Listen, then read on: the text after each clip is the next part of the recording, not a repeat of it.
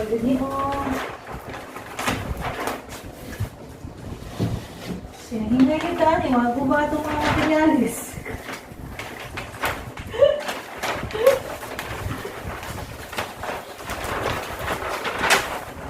Nalagyan mo na taan, gusto mo.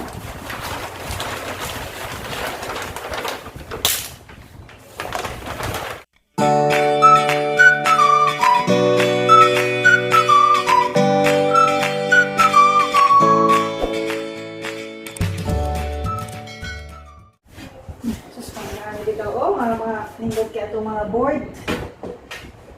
Dili lagi ko magsulat. Scary sa labas. Scary, scary, scary, scary, scary. Hello guys! Welcome back to our channel. This is Teacher Julie and we are going to discuss the continuation on the graph of polynomial functions. So, let's go! There is another method in graphing polynomial functions. By just looking at our polynomials, we can now make automatically a possible sketch of the graph. We will be using this one as what we call a leading coefficient test. So, ang inyong buhatan ng ani lang, we have to identify the leading coefficient. We have to identify the degree of the polynomial. It's either even or odd. After going with these two, we can now know the behavior of the graph. Example number 1. Y equals 2x cubed minus 7x squared minus 7x plus 12. Ang akong ingon, kuhaa lang ang leading coefficient.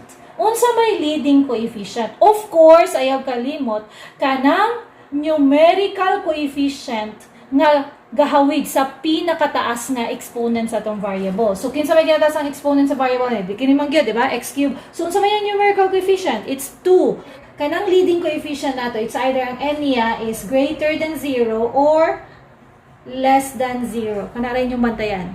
Okay. So, going back, so what is the leading coefficient here? So, it's 2. So, therefore, it's positive. So, that means it's greater than 0. Ano rin yung ibutang? Pagkahuman. What is the degree of our polynomial? Of course, the highest exponent of the variable is 3. Therefore, the degree is a third degree polynomial. So, unsa man ang third? Ayaw kalimot ha. 1, 3, 5, 7, 9, 11 are what we call odd numbers. So, atong i-identify daan. It's odd. So, pag ma-identify na ninyo, if n is greater than 0 and the degree is odd, ang behavior sa graph, ana, always yun ang mahitabo ha? Always. The behavior of the graph is always falling sa left side, rising to the right side. So, akong tarungon ha? Falling sa left side, rising sa right side. Or, ang sketch ana niya, ingani ang sketch. Falling sa left side, bahalag kapila na siya mo turn dira, basta rising on the right side. And that's how we make our sketch if this is the kind of polynomial that we have. Second example. Y is equals to negative x raised to the 5th power plus 3x raised to the power of 4 plus x cubed minus 7x squared plus 4.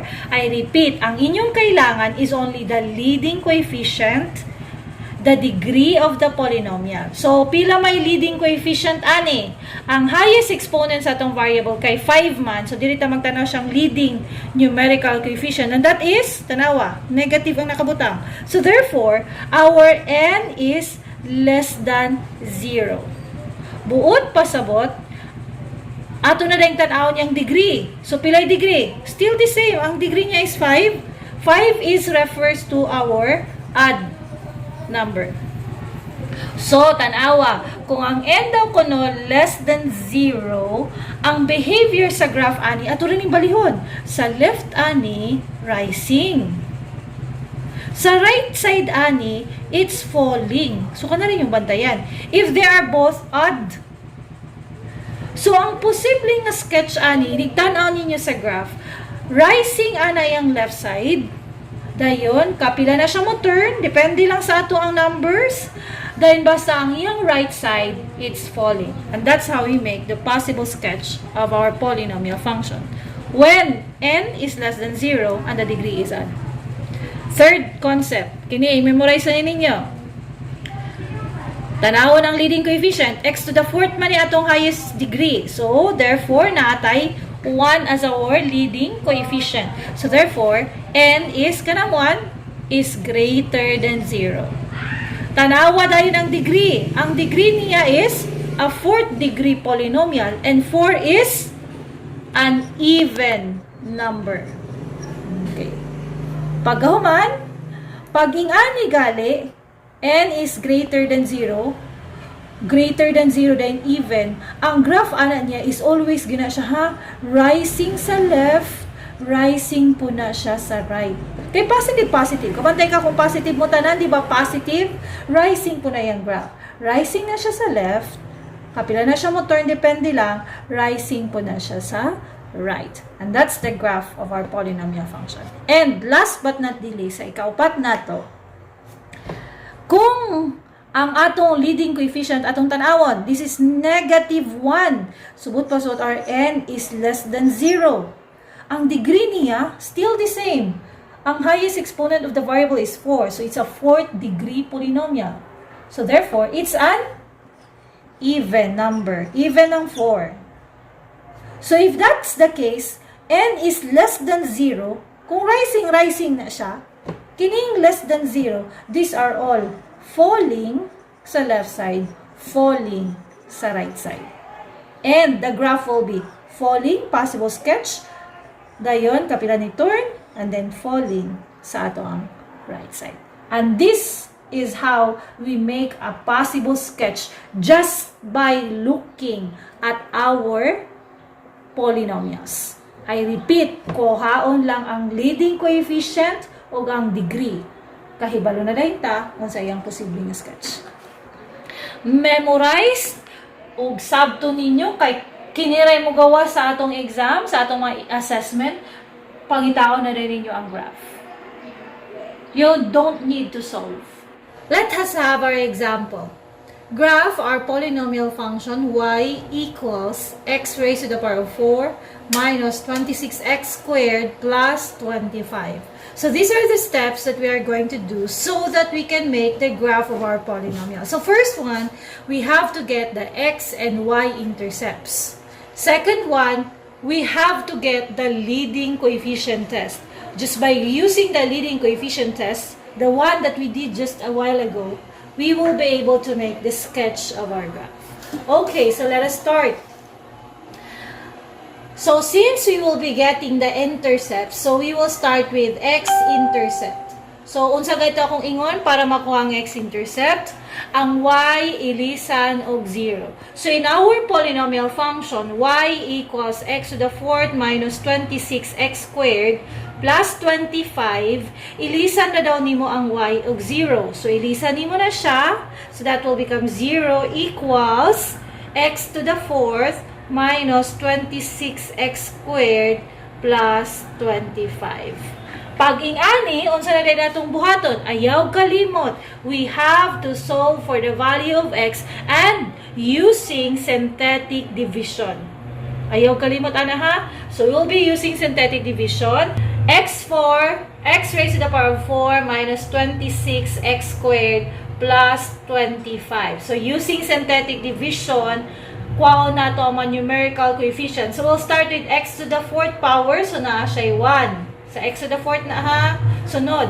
Dapat decreasing by 1. Ang dapat mo sunod is x cubed. Take note, in our polynomial expression, we don't have x cubed. Buot pa sabot pag walay x cubed. Imong ibutang diha nga coefficient is 0. Followed by x squared, which is negative 26x squared. So the numerical coefficient is negative 26. Followed by x. Take note na po, nga wala na po yung x dire. So therefore, we still have another 0 as our coefficient. And then, katapusan will be constant, and that is 25. I hope you get that. Then, we can now make our divisor. Kita na po yung mangita sa itong divisor. That will give us a remainder of 0. So, asa ta mangita adto? we will be looking for that one on the factors of our constant. So our constant is 25. So factors of 25 are 25 times 1, 5 times 5. Wait, wala na. So we only have possible rational roots are positive negative 25, positive negative 1, positive negative 5. So these are the possible rational roots that we can put here that will give us a remainder of 0. O sige, testingan na nato. Mugamit na ta diri asa tong gamiton para maka-remainder of 0. Of course, magsugutan ng kinagamihan kay ganahan tagagma kaysa nang dagko. Okay, we'll start. We'll use positive 1. Bring down the leading coefficient. 1 times 1, answer is 1. So, dahil natin butang. 0 plus 1, it's 1. 1 times 1, answer is 1. Negative 26 plus 1, take note, ipurag sign, answer is negative 25. Kay, mas dako si negative 26, sige ang sign is negative. Negative 25 times 1, answer is 25. So, 0, negative 25 times 1, the answer is negative 25. 0 plus negative 25, answer is negative 25. Negative 25 times 1, you'll get negative 25. And 25 plus negative 25, it will give you a remainder of 0. Automatically, we have already our root, and that is 1. Next, since the highest degree is 4, possible rational roots we have 4. Napatay isa, kulangan patagtulo. So, itataglain.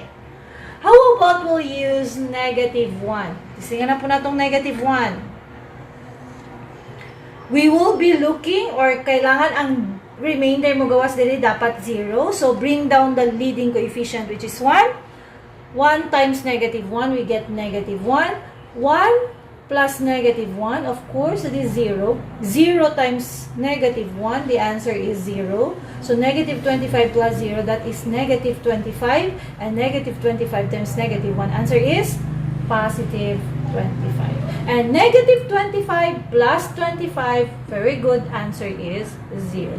It means negative 1 is another root of our polynomial equation. Next, mangita na po taglaing divisor na maka-remainder na po og 0. Take note natin 25. 25 is a very big number. We'll try 5. So, tisingan na ito ang 5.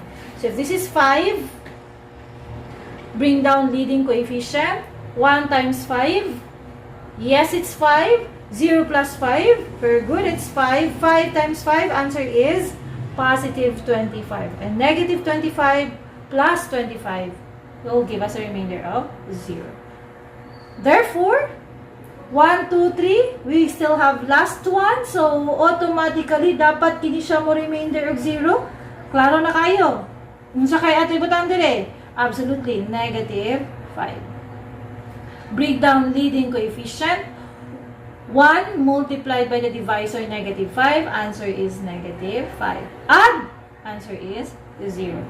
So, the roots of our polynomial equation are 1, negative 1, 5, and negative 5. And these roots automatically are what we call our Xintercepts. So, our Xintercepts here, we'll just write the factors para kabalujud mo siyang factors daan. So, if these are the roots, we have x minus 1, x plus 1, x minus 5, or x plus 5. And, automatically, the Xintercepts, ato na lang ipangsbutang daan. The Xintercepts are, we have 1, negative 1, 5, and then negative 5. Or, if you want it in ordered pair, kanang naa siya partner, that's 1 in the x coordinate and 0 in the y-axis. Y-coordinate. And then this one, the other one is negative 1 and 0, 5 and 0, and negative 5 and 0. These are the points you will find on our coordinate plane. We are done getting the x-intercept, then we have to get the y-intercept. Kung sagit akong ingon sa y-intercept, ang x ilisa nimo og 0. Take note, since this is in a standard form, ang akong ingon ninyo, basta gali standard form, kana rang constant ang answer. So automatically, our y-intercept is 25. And if you want to write that one in ordered pair, that is 0 for the x-coordinate and 25 for the y-coordinate. So this is our point for our y-intercept. At this point, guys, dili na tamo gamit atong table of signs. Ang atong gamiton, leading coefficient test. So nga na nakasayon. Pag gamit nato sa leading coefficient, kailangan lang tagon sa galito? Yes, we only need the leading coefficient and we only need the degree of the polynomial. So, kanaray mong kailangan ha, leading coefficient o degree, makaibalo na dahil taon sa iya ang possible sketch sa atong graph. So, atong tanawon, unsa may leading coefficient sa ato ang function. Ato na lang isulat para klaro, y equals x to the fourth minus 26x squared plus 25. Pila may leading numerical coefficient? Klaro, ang numerical leading coefficient kay 1. Pero kining tapad sa x to the fourth, so 1 siya. But pa sa what our n is greater than 0. Kada rin yung tanawon ka ng kinunhan. Positive pa na, wala may sign. So n is greater than 0. Sunod, ang degree. Oh, so what's the highest exponent of the variable? Yes, the highest exponent of the variable is 4. But pa sa but, it's an even number. It's a 4th degree polynomial. So, based on that one, we will be able to make the sketch. Ang akong ingon ninyo, basta gali ang n is greater than 0 and ang yung degree kay even, buot pasabot, ang sketch ana sa graph will always be, basta positive hada yung even, it's always going up sa left side and going up sa right side. Or, rising and rising to both sides. Nakuha. Okay. So, based ani niya, we don't need anymore the table of signs. So, kinila atong basihan, makahimo na ta sa atong graph. So, directly, we'll make our coordinate system. Pasensyahan ninyo kay lamig kaya kung pagka-graph. So, this will be our y-axis and this will be our x-axis.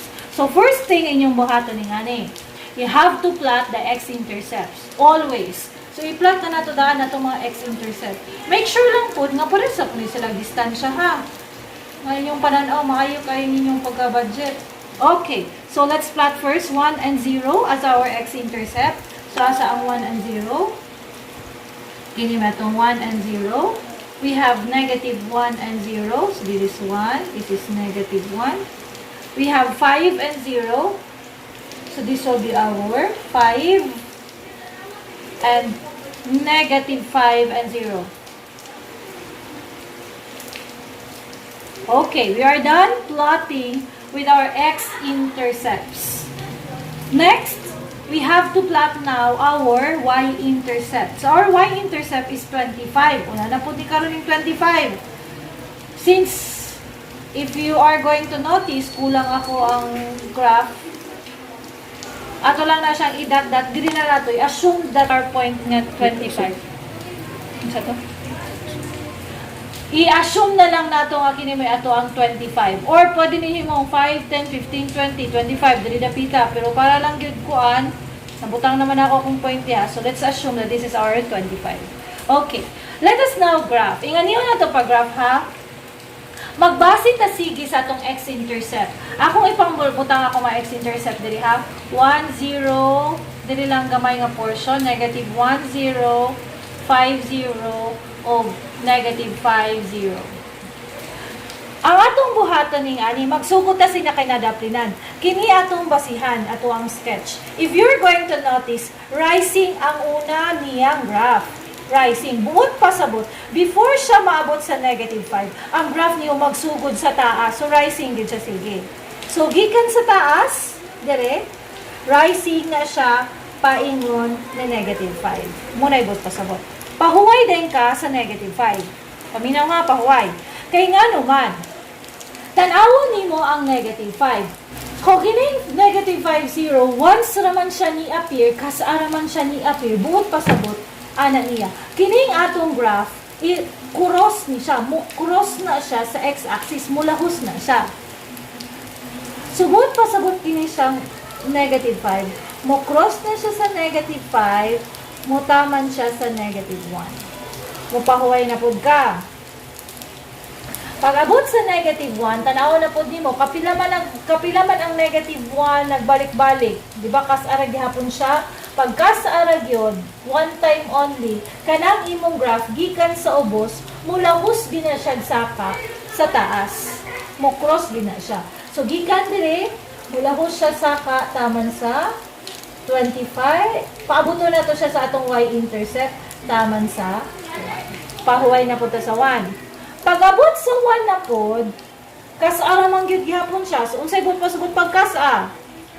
Bot pasabot mula ho siya crosses the x-axis. So kung gikan siya sa above the x-axis, mo cross siya sa below x-axis. So mo cross siya dire, taman siya sa 5. Og katapusan, tanaw nato ang 5, pahuway ta sa 5, mura man gyapon, kas-ara man gyapon. So kung nasa below, mo cross yun siya sa x-axis, musaka siya sa taas, and that's how we make the graph of our polynomial function just using the leading coefficient test. Tanawa akong sketch, parehas sa ba sa akong graph? Parehas sa. Wala na tayo kailangan pang gamiton sa ito ang table of sign. Okay, let's have example number 2. In our example number 2, our function is in factored form. Kini mo'y sayon kung naka-factored form. Why? Because when we get the Xintercept, we can get it directly. So, first, how we graph this one? So, we have to get first our x and y intercept. So, our Xintercept, we just substitute our value of y equals to 0. So from our function, y is equals to negative x plus 2 cubed times x minus 3 squared, x minus 1 raised to the power of 4. Ilisan lang nato ang value sa y og 0. So 0 equals, this will become negative, still the same, x plus 2 cubed, x minus 3 squared, x minus 1 raised to the power of 4.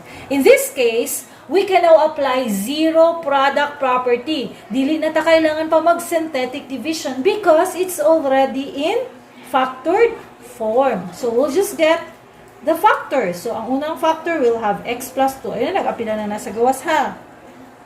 Our other factor is x plus 2 raised to the power of 3 equals to 0. Nga na lang.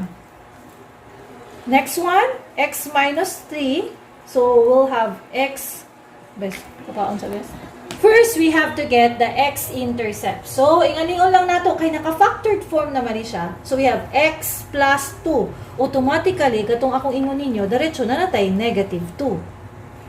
Since this is x plus 2 cube, but pasabot, pila ka negative 2, it means katulo. It's 3 times, or ang pagsulat-anan niya is multiplicity of nga naman, katuluman, nagbalik-balik ang x plus 2. So, our unang Xintercept is negative 2. Second one, x minus 3 quantity squared. O, diretso na. Minus 3 man na. So, our Xintercept here automatically is 3. And then, take note, nagabalik-balik siya kapila. Yes, kaduha. So, 2 times. So, this can be written as multiplicity of 2. And the next one is x minus 1. So, pila may Xintercept diretso? Diretso, we have 1. And then, it's a multiplicity of, nga naman, kapila gabalik-balik, kaupat. So, 4 times multiplicity of 4. So, those are our Xintercepts. No need to solve. Muna rin sa Xintercept. Sunod, we get the Y-intercept. In getting the y-intercept, mura gid hapon to atong hibalan the previous one. We have to substitute our values of x by 0. So, from our function, y equals negative. Ningon man siya diri og x plus 2. O di ilisa na nato diretso ang x. May mo siya 0 plus 2 cube. Multiplied by x minus 3. O ilisin na po nato ang x of 0. This will become 0 minus 3 squared. Multiplied by, this is x minus 1. So just substitute x by 0. So 0 minus 1 quantity raised to the power of 4. That's it. Simplify ta. Those inside the parentheses, so we have to simplify. So we just copy negative. So 0 plus 2, pila may answer? Yes, the answer is 2. So that will become 2 raised to the power of 3. So tagsa-tagsa sa ta.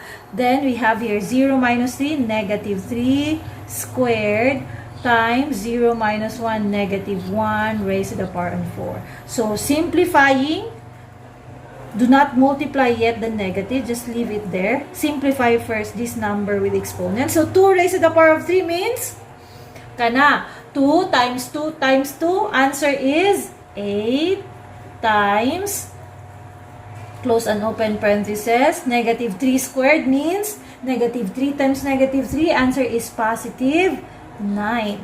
And then, there is a pikas, negative 1 raised to the power of 4 means, negative 1 times negative 1 times negative 1 times negative 1, answer is positive 1.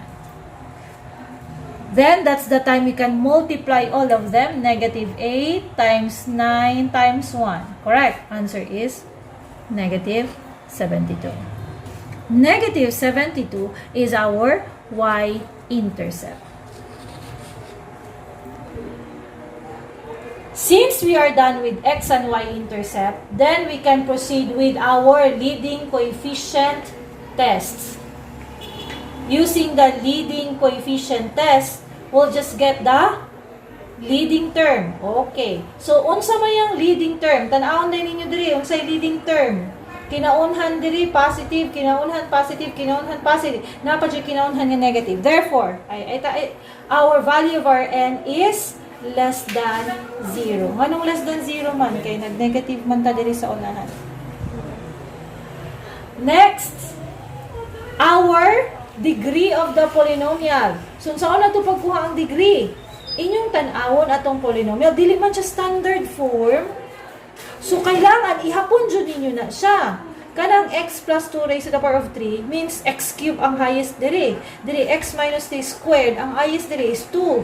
X minus 1, ang highest ana is 4. So, kani sila tanan, ipang-add ni mo kay kuan man factored form. 4 plus 2 plus 3. Pila answer? Yes. The degree is 9th degree polynomial and it means it's an odd number. So, kay add man ang degree sa polynomial, dayon ang yang n kay less than 0 man. So, sa ato ang leading coefficient test, ang ihahadyong graph ani, ang possible sketch of the graph ani niya will be rising to the left side and kapila na siya magtuyok depende and then falling to the right side. And that's how we make our sketch of our polynomial. Dili guro ko mo graph. Lapitan. So, we are now ready for our graph of our polynomial. So, making our x-intercept, our y-axis and x-axis. And then, plot all our x-intercepts. So, we have how many x-intercepts? We have 3. So, we have here negative 2, our first x-intercept. Then, we also have here 1. And we also have 3. So, these are the x-intercepts. Next, we have to plot our y-intercept. Our y-intercept is negative 72. So, unsay but pasubot ana niya? Point nga makita sa y-axis. So, diri na siya dapita. Nya kay hubo ra man kay ni. Mag-assume lang ta that this is our negative 72. So, this is our another point. So, we are now ready to graph our polynomial function. So, let's start. if you're going to notice, ang una nga graph is rising. So, sa dili pa siya mabot sa negative 2, dili pa siyang saida. So, ingon niya is rising. Tanaw ha? So, gikan juta diri sa taas. Kung ingon niya siya falling, dili ta sa ubos. Kung kay rising man, so dili kita sa taas magsugod. So, our graph starts here.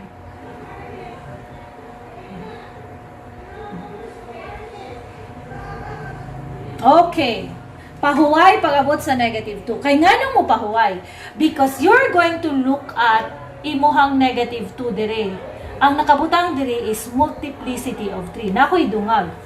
Pag moingon gali na siya multiplicity of 3, it means it's an odd multiplicity. If it's an odd multiplicity, mo cross na siya sa x-axis. Crosses the x-axis. So, kini siya karon nga graph, kung gikan siya sa above x-axis, mulahos gina siya dire sa below the x-axis. Kay odd multiplicity man siya. Kay 3 is an odd number, so it's an odd multiplicity. So, it means, pag abot niya dire sa negative 2, para maabot siya diri sa 1, dili siya mobalik og saka dito. Mo cross gid siya paingon sa x-axis. Of course, ipalawos nato sa ato ang y-intercept taman sa 1. So, bahala na ning nagkamaot-maot na niya akong drawing. Ato na ning tarungon og ayo. Saka-saka na siya paingon ni 1. That's it. Pag abot ni 1, you are going to look again for 1 in our x-intercepts. So, if you're going to notice here, it's a multiplicity of 4. Take note, kung odd multiplicity, it crosses the x-axis. Is 4 an odd multiplicity? Answer is no. It's an even multiplicity. If it's an even multiplicity, buot pasabot ana, it's only tangent to x-axis. Unsa nang tangent? Igora siya mo touch. So, kung gikan siya below the x-axis, then it will go back below the x-axis. So, from here, it will go back here until 3. Pag abot sa 3, then you have to look again for 3 in our x-intercept.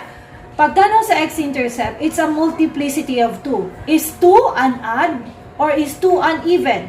Very good. It's an even multiplicity. Since it's an even multiplicity, kay gikan man siya sa taas o sa below sa x-axis, mubalik na po siya below the x-axis. And that's how we make the graph of our polynomial function. You look at our graph, and sa atong behavior, sa ato ang graph nga atong gihimo, still the same, rising from the left side and falling to the right side. So that's it, guys. I hope you are able to understand our lesson for today. So we have two ways in graphing our polynomial functions. It's either by using the table of signs or it's using the leading coefficient test. So with the leading coefficient test, we can make the graph automatically. Just don't forget, we have what we call odd multiplicity and even multiplicity. That's it, guys. Thank you so much. And please, if you have comments, you have suggestions, you can write it on our chat box. Thank you. Bye-bye.